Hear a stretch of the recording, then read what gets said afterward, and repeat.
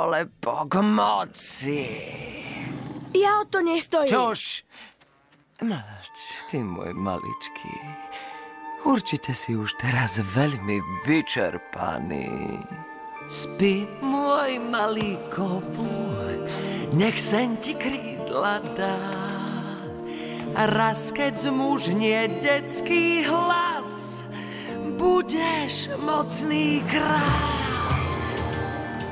Dobrú noc. Dobrú noc, princ môj. Hneď ráno sa začneme dôsledne pripravovať. Vyhnali ma, ponížili, spoznala som krivdu len, vždy mi pritom navrúžili. Keď si na to spomeniem, mám však plán, za tým si stojím, ten mi srdce zahreje, plán, čo dušu upokojí, i keď horkosť vo mne je. Král Simba zbrala poletí, a Kiara v mojom zomretí ma prosiť bude o milosť.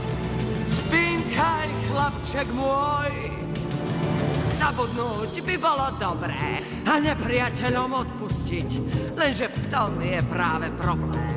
Ja ich nechcem nechať žiť. A tak spojenec tvoj mocný Simbu na strom zaženie? Bude to boj neľútostný, ja však vravím, prečo nie? Už počujem ich zlostný rik, ich stony, nárek, vzdychy, krik. Ja porazím ich, stoj, čo stoj, spinkaj, chlapček môj. Nie si sám, veď Zira stráži ťa, snou nemusíš sa báť. Raz budeš šíriť hrôzu, svet sa strachom bude triasť. Spýtý sopliak malý, len som tu na stráži stál. Raz keď tebe zmužnie hlas, budeš mocný kráľ. Už bubon znie, poď čaká nás, znie odhodlaný levý hlas. Príde pomsta! no tak vpred.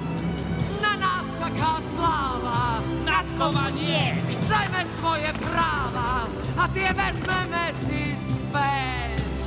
Už blíži sa náš